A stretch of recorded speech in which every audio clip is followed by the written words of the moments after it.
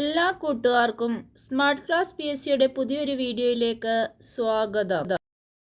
2024 നടക്കാൻ പോകുന്ന PSC എക്സാമുകൾക്ക് തയ്യാറെടുക്കുന്നവർക്ക് വേണ്ടിയിട്ടുള്ള റിവിഷൻ ടെസ്റ്റാണ് നമ്മളിപ്പോൾ ചെയ്തുകൊണ്ടിരിക്കുന്നത്.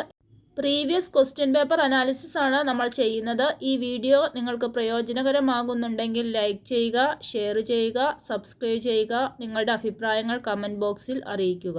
Question number 1. ജീവിതരസങ്ങൾ എന്ന പേരിൽ ആത്മകഥ എഴുതിയ കലാകാരൻ. കറക്റ്റ് ആൻസർ ഓപ്ഷൻ എ ആണ്, ചേമഞ്ചേരി കുഞ്ഞിരാമൻ നായർ. ഇദ്ദേഹം ഒരു കഥകളി ആചാര്യനാണ്. ഈ ചേമഞ്ചേരി കുഞ്ഞിരാമൻ നായർ ഒരു കഥകളി ആചാര്യനാണ്. ഇദ്ദേഹം 2021 മാർച്ച് 15 അന്തരിച്ചത്. അപ്പോൾ ചേമഞ്ചേരി കുഞ്ഞിരാമൻ നായർ ഒരു കഥകളി ആചാര്യനാണ്. ഇദ്ദേഹം അന്തരിച്ചത് 2021 മാർച്ച് 15 ഇദ്ദേഹത്തിൻ്റെ ആത്മകഥയാണ് ജീവിതരസങ്ങൾ. Question number 2. കേരള സിംഹം എന്ന കൃതിയുടെ കർത്താവ് ആര്? കറക്റ്റ് ആൻസർ ഓപ്ഷൻ ബി ആണ്, സർദാർ KM പണിക്കർ. സർദാർ KM പണിക്കരുടെ പ്രധാന കൃതികളാണ് പറങ്കി പടയാളികൾ, കേരള സിംഹം, രണ്ടു ചൈനകൾ. സർദാർ KM പണിക്കരുടെ പ്രധാനപ്പെട്ട കൃതികളാണ് പറങ്കി പടയാളികൾ, കേരള സിംഹം, രണ്ടു ചൈനകൾ.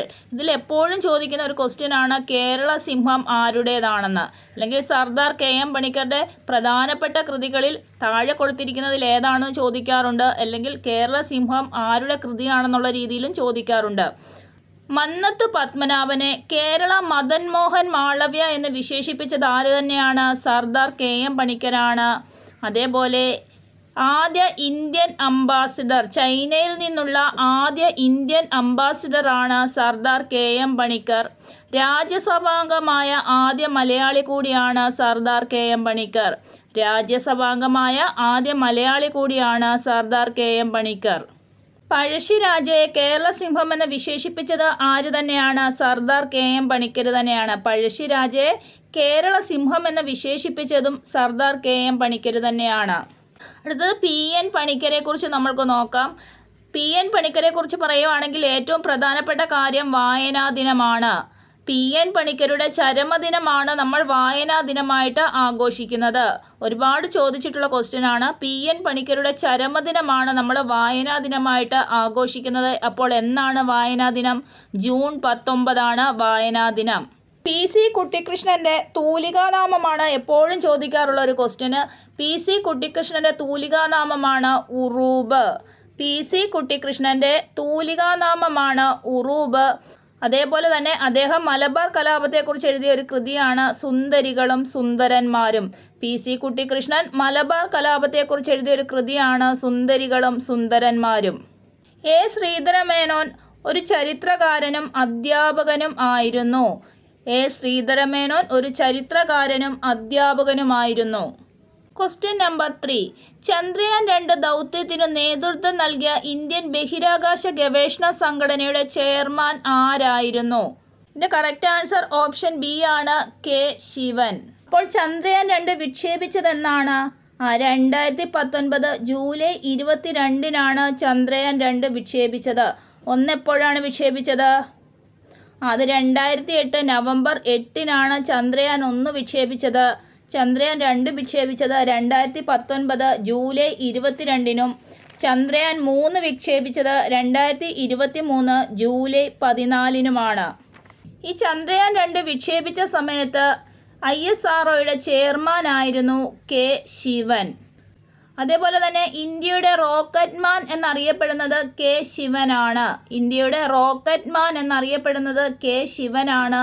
ചന്ദ്രയാൻ 2 വിക്ഷേപിച്ച സമയത്ത് പ്രൊജക്ട് ഡയറക്ടർ വനിതാ മുത്തയ്യയും മിഷൻ ഡയറക്ടർ റിതു കരിതൾ ശ്രീവാസ്തവയും ആയിരുന്നു. അപ്പോൾ റോക്കറ്റ് മാൻ K ശിവനാണെങ്കിൽ റോക്കറ്റ് വുമൺ ആരാണ്?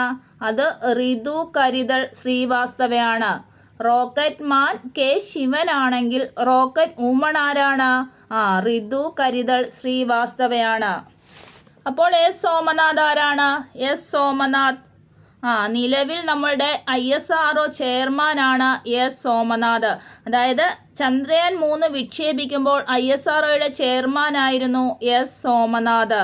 പിന്നെ ഇദ്ദേഹത്തെക്കുറിച്ച് പറയുവാണെങ്കിൽ നമ്മളുടെ 10ാമത്തെ ISRO ചെയർമാനാണ്, മലയാളിയായ 5ാമത്തെ ചെയർമാനാണ്. എസ് സോമനാഥ് 10ാമത്തെ ISRO ചെയർമാനാണ്, മലയാളിയായ 5ാമത്തെ ചെയർമാനാണ്. ചന്ദ്രയാൻ 3 വിക്ഷേപിക്കുമ്പോൾ പ്രൊജക്ട് ഡയറക്ടർ പി വീരമുത്തുവേൽ ആയിരുന്നു. Question number 4. ഇന്ത്യയിൽ സമൂഹശാസ്ത്രം അല്ലെങ്കിൽ സോഷ്യോളജി എന്ന പഠനശാഖ ആദ്യമായി ആരംഭിച്ചത് ഏത് സർവകലാശാലയാണ്? ബോംബെ യൂണിവേഴ്സിറ്റി. Question number 5. വിവരാവകാശ നിയമത്തിനായി പ്രയത്നിച്ച രാജസ്ഥാനിലെ സംഘടന ഏത്? കറക്റ്റ് ആൻസർ ഓപ്ഷൻ ഡി ആണ്, മസ്ദൂർ കിസാൻ ശക്തി സംഗതൻ. വിവരാവകാശ നിയമം നടപ്പിലാക്കുന്നത് 2005 അതേപോലെ തന്നെ എപ്പോഴും ചോദിക്കുന്ന ക്വസ്റ്റ്യൻ ആണ്, ഈ വിവരാവകാശ നിയമത്തിനായി പ്രയത്നിച്ച രാജസ്ഥാൻ അല്ലെങ്കിൽ പ്രയത്നിച്ച സംഘടന ഏതാണെന്ന് എപ്പോഴും ചോദിക്കാറുണ്ട്. ഏതാണ്? മസ്ദൂർ കിസാൻ ശക്തി സംഗതൻ. അതേപോലെ തന്നെ വിവരാവകാശ നിയമത്തെ ജനാധിപത്യത്തിന്റെ സൂര്യ തേജസ് എന്നറിയപ്പെടുന്നു. വിവരാവകാശ നിയമത്തെ ജനാധിപത്യത്തിന്റെ സൂര്യ തേജസ് എന്നറിയപ്പെടുന്നു. വിവരാവകാശ നിയമം പാർലമെന്റ് പാസാക്കിയത് 2005 ജൂൺ 15 ഇത് പ്രാബല്യത്തിൽ വന്നത് 2005 ഒക്ടോബർ 12 വിവരാവകാശ നിയമം ആദ്യമായി പാസാക്കിയത് ലോകത്തിൽ സ്വീഡനാണ്. ഇന്ത്യയിൽ തമിഴ്നാടാണ്. വിവരാവകാശ നിയമം ആദ്യമായി നടപ്പിലാക്കിയത് ലോകത്തിൽ സ്വീഡനാണ്, ഇന്ത്യയിൽ തമിഴ്നാടാണ്. ഇതിന്റെ അപേക്ഷാ ഫീസ് എന്ന് പറയുന്നത് 10 രൂപയാണ്. അപേക്ഷാ ഫീസ് 10 രൂപയാണ്. ഇനി നമ്മൾക്ക് ആർക്കൊക്കെ അപേക്ഷ സമർപ്പിക്കാം? പബ്ലിക് ഇൻഫർമേഷൻ ഓഫീസർക്കോ അസിസ്റ്റന്റ് പബ്ലിക് ഇൻഫർമേഷൻ ഓഫീസർക്കോ നമ്മൾക്ക് അപേക്ഷ സമർപ്പിക്കാം. നീതി ആയോഗിന്റെ ആദ്യത്തെ ഉപാധ്യക്ഷൻ ആര്? കറക്റ്റ് ആൻസർ ഓപ്ഷൻ എ ആണ്, Arvind Panagariya. Correct answer option A ആണ്, അരവിന്ദ് പനഗരിയ. അതേപോലെ ഈ ഭാഗത്തു നിന്നും എപ്പോഴും ചോദിക്കാറുള്ള ക്വസ്റ്റ്യൻ ആണ്, നീതി ആയോഗ് നിലവിൽ വന്നത്. എന്നാണ് നീതി ആയോഗ് നിലവിൽ വന്നത്? 2015 ജൂലൈ 1 നീതി ആയോഗ് നിലവിൽ വന്നത്. അപ്പോൾ നീതി ആയോഗിന്റെ ആദ്യത്തെ ഉപാധ്യക്ഷനാണ് അരവിന്ദ് പനഗരിയ. എങ്കിൽ നിലവിൽ നീതി ആയോഗിന്റെ ഉപാധ്യക്ഷൻ ആരാണ്? സുമൻ ബെറിയാണ്. നിലവിൽ നീതി ആയോഗിന്റെ ഉപാധ്യക്ഷനാണ് സുമൻ ബെറി. നീതി ആയോഗിന്റെ ഫുൾ ഫോം എന്താണ്? National institution for transforming India. എന്താണ്? National institution for transforming India. ഇതിന്റെ ആസ്ഥാനം ന്യൂഡൽഹിയാണ്. ആദ്യ സമ്മേളനം അറിയപ്പെടുന്നത് ടീൻ ഇന്ത്യ എന്നാണ്. നീതി ആയോഗിന്റെ അധ്യക്ഷൻ നമ്മുടെ പ്രധാനമന്ത്രി നരേന്ദ്രമോദിയാണ്. അതേപോലെ ഫസ്റ്റ് CEO ആരായിരുന്നു? ഫസ്റ്റ് CEO സിന്ധുശ്രീ കുളർ ആയിരുന്നു. നീതി ആയോഗിന്റെ ഫസ്റ്റ് CEO സിന്ധുശ്രീ കുളർ ആയിരുന്നു. നിലവിൽ BVR സുബ്രഹ്മണ്യമാണ്. നിലവിലെ CEO BVR സുബ്രഹ്മണ്യമാണ്. Question number 7. ഇന്ത്യയിൽ ചരക്കു സേവന നികുതി അതായത് GST നിലവിൽ വന്നത് എപ്പോൾ? കറക്റ്റ് ആൻസർ ഓപ്ഷൻ സി ആണ്, 2017 July 1. Correct answer option C ആണ്, 1 ജൂലൈ 2017. അതായത് GST എന്ന് പറഞ്ഞാൽ സ്വാതന്ത്ര്യാനന്തര ഇന്ത്യയിലെ ഏറ്റവും വലിയ നികുതിയാണ് GST. സ്വാതന്ത്ര്യാനന്തര ഇന്ത്യയിലെ ഏറ്റവും വലിയ നികുതിയാണ് GST. GSTയുടെ ആർട്ടിക്കിൾ 246A ആണ്. GST ആർട്ടിക്കിൾ 246A ആണ്. ഇതിന്റെ ഭേദഗതി എന്ന് പറയുന്നത് 101 ഭേദഗതിയാണ്. അതായത് ആർട്ടിക്കിൾ 246A പ്രകാരം പാർലമെന്റിനും സംസ്ഥാന നിയമസഭയ്ക്കും അംഗീകാരം നൽകുന്നു. GST ആദ്യമായി പാസാക്കിയ രാജ്യം ഫ്രാൻസ് ആണ്. ഇന്ത്യയിൽ ആദ്യമായി നടപ്പിലാക്കിയ സംസ്ഥാനം ആസാമാണ്. Question number 8. 2019 ജ്ഞാനപീഠം അവാർഡ് നേടിയ മലയാള സാഹിത്യകാരൻ ആര്? കറക്റ്റ് ആൻസർ ഓപ്ഷൻ സി ആണ്, അക്കിത്തം അച്യുതൻ നമ്പൂതിരി. 2019 ജ്ഞാനപീഠം അവാർഡ് നേടിയ മലയാള സാഹിത്യകാരനാണ് അക്കിത്തം അച്യുതൻ നമ്പൂതിരി. അതായത് അക്കിത്തം അച്യുതൻ നമ്പൂതിരിക്ക് 55ാമത് ജ്ഞാനപീഠം അവാർഡാണ് ലഭിച്ചത്. 55ാമത് ജ്ഞാനപീഠം അവാർഡാണ് അക്കിത്തം അച്യുതൻ നമ്പൂതിരിക്ക് ലഭിച്ചത്. ഇദ്ദേഹത്തിന്റെ പ്രധാനപ്പെട്ട കൃതികളാണ് ബലിദർശനം, അന്തിമഹാകാലം, 20-ാം നൂറ്റാണ്ടിൻ്റെ ഇതിഹാസം, ഒരു കുല മുന്തിരിങ്ങ, മനസാക്ഷിയുടെ പൂക്കൾ, പഞ്ചവർണ്ണക്കിളി. 2020 56-ാമത് ജ്ഞാനപീഠ പുരസ്കാരം ലഭിച്ചത് നീൽമണി ഫൂക്കനാണ്.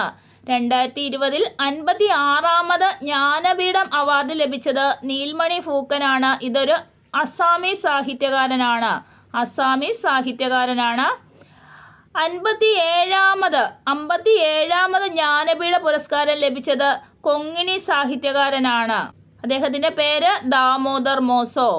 57-ാമത് ജ്ഞാനപീഠ പുരസ്കാരം ലഭിച്ചത് ദാമോദർ മോസോയ്ക്കാണ്. ഇദ്ദേഹം കൊങ്ങിണി സാഹിത്യകാരനാണ്. നീൽമണി ഫൂക്കന് ബബിത എന്ന നോവലിന് കേന്ദ്ര സാഹിത്യ അക്കാദമി അവാർഡ് ലഭിച്ചിട്ടുണ്ട്.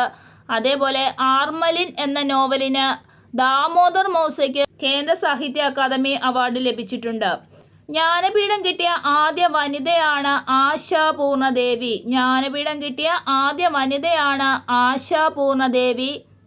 1976 അവാർഡ് ലഭിച്ചത്. ബംഗാളി എഴുത്തുകാരിയാണ്. ഇവരുടെ കൃതിയാണ് പ്രഥം പ്രതിശ്രുതി. അതേപോലെ ജ്ഞാനപീഠം കിട്ടിയത് 6 മലയാളികൾക്കാണ്. ആരൊക്കെയാണ് ജ്ഞാനപീഠം നേടിയ മലയാളികൾ? ആരൊക്കെയാണ്? ജി ശങ്കരക്കുറുപ്പിന് 1965-ലും, എസ് കെ പൊറ്റക്കാടിന് 1980-ലും, തകഴി ശിവശങ്കരപിള്ളയ്ക്ക് 1984-ലും, എം ഡി വാസുദേവൻ നായർക്ക് 1995-ലും, ONV കുറുപ്പിന് 2007-ലും, അക്കിത്തം അച്യുതൻ നമ്പൂതിരിക്ക് 2019-ലും ജ്ഞാനപീഠ പുരസ്കാരം ലഭിച്ചു. Question number 9. ടോക്കിയോ ഒളിമ്പിക്സിൽ ജാവലിൻ ത്രോ ഇനത്തിൽ സ്വർണം നേടിയ കായിക താരം. കറക്റ്റ് ആൻസർ ഓപ്ഷൻ ഡി ആണ്, നീരജ് ചോപ്ര. അപ്പോൾ ടോക്കിയോ ഒളിമ്പിക്സിൽ ജാവലിൻ ത്രോ ഇനത്തിൽ സ്വർണം നേടിയ കായിക താരമാണ് നീരജ് ചോപ്ര. നീരജ് ചോപ്രയുടെ കായിക ഇനം ഏതാണ്? അത് ജാവലിൻ ത്രോയാണ്. ഇദ്ദേഹം ഹരിയാന സ്വദേശിയാണ്. അതേപോലെ PV സിന്ധു ഒരു ബാഡ്മിൻ്റൺ പ്ലെയർ ആണ്. ഇവരുടെ സ്വദേശം ആന്ധ്രാപ്രദേശാണ്. കർണമല്ലേശ്വരി ഏതിനത്തിലാണ് പങ്കെടുക്കുന്നത്? വെയ്റ്റ് ലിഫ്റ്റിംഗ് അല്ലെങ്കിൽ ഭാരോദ്വഹനമാണ്. ഇവരുടെ സ്വദേശം ആന്ധ്രാപ്രദേശാണ്. അതേപോലെ അഭിനവ് മിത്ര ഒരു ഷൂട്ടിംഗ് താരമാണ്. ഇദ്ദേഹത്തിൻ്റെ സ്വദേശം ഉത്തരാഖണ്ഡാണ്. Question number 10. സ്കൂൾ വിദ്യാർത്ഥികളിൽ ലഹരി ഉപയോഗം തടയുന്നതിനായി സംസ്ഥാന എക്സൈസ് വകുപ്പ് വിമുക്തിയുടെ നേതൃത്വത്തിൽ നടപ്പാക്കുന്ന പദ്ധതിയുടെ പേര്. കറക്റ്റ് ആൻസർ ഓപ്ഷൻ ബി ആണ്, ഉണർവ്. അപ്പോൾ ഉണർവ് എന്താണ്? സ്കൂൾ വിദ്യാർത്ഥികളിൽ ലഹരി ഉപയോഗം തടയുന്നതിനായി സംസ്ഥാന എക്സൈസ് വകുപ്പ് വിമുക്തിയുടെ നേതൃത്വത്തിൽ നടപ്പാക്കുന്ന പദ്ധതിയാണ് ഉണർവ്. ഇതിൻ്റെ ഒപ്പം 2-3 പ്രധാനപ്പെട്ട പദ്ധതികൾ കൂടി പറയാം. സമാശ്വാസം. എന്താണ് സമാശ്വാസം പദ്ധതി? വൃക്ക തകരാറ് മൂലം ഡയാലിസിസിന് വിധേയമാകുന്ന BPL രോഗികൾക്ക് പ്രതിമാസം 1100 രൂപ ധനസഹായം നൽകുന്ന പദ്ധതിയാണ് എന്ത്? സമാശ്വാസം. ഇത് നടപ്പിലാക്കുന്നത് സാമൂഹ്യനീതി വകുപ്പാണ്. ഈ മൃതസഞ്ജീവിനി ഒരുപാട് ആവർത്തിച്ച ക്വസ്റ്റ്യൻ ആണ്. മൃതസഞ്ജീവിനി അതായത് അവയവദാന പദ്ധതിയാണ് മൃതസഞ്ജീവിനി. മൃതസഞ്ജീവിനിയുടെ അംബാസിഡർ ആരാണ്? മോഹൻലാൽ ആണ്. വിമുക്തി പദ്ധതി എന്താണെന്ന് ചോദിച്ചാൽ ലഹരി പദാർത്ഥങ്ങളിൽ നിന്ന് മോചനവർജന ബോധവൽക്കരണം നടത്തുന്ന പദ്ധതിയാണ് വിമുക്തി. വയോമിത്രമാണെങ്കിൽ 65 വയസ്സിന് മുകളിൽ ഉള്ളവർക്ക് വേണ്ടി നടപ്പിലാക്കുന്ന ആരോഗ്യ സുരക്ഷാ പദ്ധതിയാണ്. ഇത് നടപ്പിലാക്കുന്നത് കേരള സർക്കാരാണ്. Question number 11. താഴെ കൊടുത്തിരിക്കുന്ന പ്രസ്താവനകളിൽ കിഴക്കൻ തീര സമതലവുമായി ബന്ധപ്പെട്ട ശരിയായ പ്രസ്താവനകൾ ഏത്? കറക്റ്റ് ആൻസർ ഓപ്ഷൻ ബി ആണ്. 3, 4 പ്രസ്താവനകൾ ശരിയാണ്. അതായത് ഡെൽറ്റകൾ കാണപ്പെടുന്നു. സുന്ദരവന പ്രദേശം മുതൽ കന്യാകുമാരി വരെ സ്ഥിതി ചെയ്യുന്നു. അപ്പോൾ അറബിക്കടലിനും പശ്ചിമഘട്ടത്തിനും ഇടയിൽ സ്ഥിതി ചെയ്യുന്നത് എന്താണ്? പടിഞ്ഞാറൻ തീരമാണ്. അറബിക്കടലിനും പശ്ചിമഘട്ടത്തിനും ഇടയിൽ സ്ഥിതി ചെയ്യുന്നത്. പടിഞ്ഞാറൻ തീരത്തിന് താരതമ്യേന വീതി കുറവാണ്. പക്ഷേ കിഴക്കൻ തീരത്തിന് താരതമ്യേന വീതി കൂടുതലാണ്. പൂർവ്വ തീരത്ത് ധാരാളം ഡെൽറ്റകൾ കാണപ്പെടുന്നുണ്ട്. ഇവിടെ കാണുന്ന പ്രധാനപ്പെട്ട മണ്ണിനെന്ന് പറയുന്നത് എക്കൽ മണ്ണാണ്. ശരാശരി വീതി 100 കിലോമീറ്റർ വരെയാണ്. അതേപോലെ വടക്ക് കിഴക്കൻ മൺസൂൺ കൂടുതലായി ലഭിക്കുന്നു. ദക്ഷിണേന്ത്യയുടെ ധാന്യപ്പുര എന്നറിയപ്പെടുന്നതും ഏത് തന്നെയാണ്? ഈ കിഴക്കൻ തീരം തന്നെയാണ്. ഇത് നമ്മൾ ഓൾറെഡി പറഞ്ഞിട്ടുണ്ട്. സുന്ദരവന പ്രദേശം മുതൽ കന്യാകുമാരി വരെയാണ് ഏത് സ്ഥിതി ചെയ്യുന്നത്? കിഴക്കൻ തീരം സ്ഥിതി ചെയ്യുന്നത്. എങ്കിൽ പടിഞ്ഞാറൻ തീരം എവിടെ മുതൽ എവിടെ വരെയാണ് സ്ഥിതി ചെയ്യുന്നത്? റാൻ ഓഫ് കച്ച് മുതൽ, ഗുജറാത്തിലെ റാൻ ഓഫ് കച്ച് മുതൽ കന്യാകുമാരി വരെയാണ് പടിഞ്ഞാറൻ തീരം സ്ഥിതി ചെയ്യുന്നത്.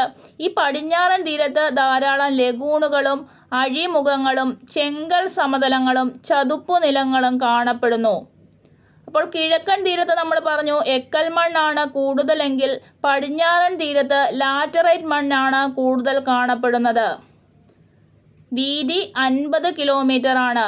കിഴക്കൻ തീരത്ത് 100 കിലോമീറ്റർ ആണ് വീതി എങ്കിൽ പടിഞ്ഞാറൻ തീരത്തെ വീതി 50 കിലോമീറ്റർ ആണ്. അതേപോലെ ഇവിടെ മഴ ലഭിക്കുന്നത് കൂടുതലായും തെക്കു പടിഞ്ഞാറൻ മൺസൂണിൽ നിന്നാണ്. Question number 12. ഇന്ത്യയിലെ ഏറ്റവും ഉയരം കൂടിയ കൊടുമുടി ഏത്? കറക്റ്റ് ആൻസർ ഓപ്ഷൻ ഡി ആണ്, മൗണ്ട് കെ2. ഇന്ത്യയിലെ ഏറ്റവും ഉയരം കൂടിയ കൊടുമുടിയാണ് മൗണ്ട് കെ2. മൗണ്ട് കെ2വിൻ്റെ ഉയരം എത്രയാണ്? 8661 മീറ്റർ ആണ്. മൗണ്ട് കെ2വിൻ്റെ ഉയരം 8661 മീറ്റർ ആണ്. പിന്നെ പ്രധാനമായിട്ടും മൗണ്ട് കെ2വിനെ കുറിച്ച് ചോദിക്കുന്നത് ഇത് ഏത് മലനിരയിലാണ് സ്ഥിതി ചെയ്യുന്നതെന്ന് ചോദിക്കാറുണ്ട്. എവിടെയാണ്? കാരക്കോറം മലനിരകളിലാണ് മൗണ്ട് കെ2 സ്ഥിതി ചെയ്യുന്നത്. എവിടെയാണ്? കാരക്കോറം മലനിരകളിലാണ്. എങ്കിൽ ലോകത്തിലെ ഏറ്റവും വലിയ കൊടുമുടി ഏതാണ്? ലോകത്തിലെ ഏറ്റവും ഉയരം കൂടിയ കൊടുമുടി ഏതാണ്? അത് മൗണ്ട് എവറസ്റ്റ് ആണ്. ലോകത്തിലെ ഏറ്റവും ഉയരം കൂടിയ കൊടുമുടിയാണ് മൗണ്ട് എവറസ്റ്റ്. മൗണ്ട് എവറസ്റ്റിന്റെ ഉയരം എത്രയാണ്? 8848 മീറ്റർ ആണ്. എങ്കിൽ കാഞ്ചൻജംഗ എന്താണ്? പൂർണ്ണമായും ഇന്ത്യയിൽ സ്ഥിതി ചെയ്യുന്ന ഏറ്റവും ഉയരം കൂടിയ കൊടുമുടിയാണ് കാഞ്ചൻജംഗ. ഏത് സംസ്ഥാനത്താണ് സ്ഥിതി ചെയ്യുന്നത്? സിക്കിമിലാണ്. അതേപോലെ പൂർണ്ണമായും ഇന്ത്യയിൽ സ്ഥിതി ചെയ്യുന്ന ഉയരം കൂടിയ രണ്ടാമത്തെ കൊടുമുടിയാണ് നന്ദാദേവി. നന്ദാദേവി സ്ഥിതി ചെയ്യുന്നത് ഉത്തരാഖണ്ഡിലാണ്. Question number 13. ഉപദ്വീപീയ നദികളിൽ ഏറ്റവും നീളം കൂടിയ നദി? കറക്റ്റ് ആൻസർ ഓപ്ഷൻ ബി ആണ്, ഗോദാവരി. താപ്തിയുടെ പ്രത്യേകത എന്താണ്? ഉപദ്വീപീയ നദികളിൽ പടിഞ്ഞാറോട്ട് ഒഴുകുന്ന 2 നദികളാണുള്ളത്. അത് ഏതൊക്കെയാണ്? നർമ്മദയും താപ്തിയുമാണ്. പടിഞ്ഞാറോട്ടൊഴുകി അറബിക്കടലിൽ പതിക്കുന്ന 2 ഉപദ്വീപീയ നദികളാണുള്ളത്. അത് നർമ്മദയും താപ്തിയുമാണ്. ഒഡീഷയുടെ ദുഃഖം എന്നറിയപ്പെടുന്ന നദിയാണ് മഹാനദി. ഒഡീഷയുടെ ദുഃഖം എന്നറിയപ്പെടുന്ന നദിയാണ് മഹാനദി. അതേപോലെ കേരളത്തിൽ കിഴക്കോട്ടൊഴുകുന്ന 3 നദികളുണ്ട്. അത് ഏതൊക്കെയാണ്? കബനി, ഭവാനി, പാമ്പാർ. അപ്പോൾ കാവേരിയുടെ പോഷക നദികളാണ് ഏതൊക്കെ? Kabini, Bhavani, Pambar. Question number 14. Cottonopolis എന്ന് വിശേഷിപ്പിക്കപ്പെടുന്ന നഗരം? കറക്റ്റ് ആൻസർ ഓപ്ഷൻ സി ആണ്, മുംബൈ. ഇന്ത്യയിലെ ഏറ്റവും വലിയ കൃഷി അധിഷ്ഠിത വ്യവസായമാണ് പരുത്തി. ഇന്ത്യയിലെ ഏറ്റവും വലിയ കൃഷി അധിഷ്ഠിത വ്യവസായമാണ് പരുത്തി. എന്തുകൊണ്ടാണ് മുംബൈയെ കോട്ടണോപോളിസ് എന്ന് വിളിക്കാൻ കാരണം?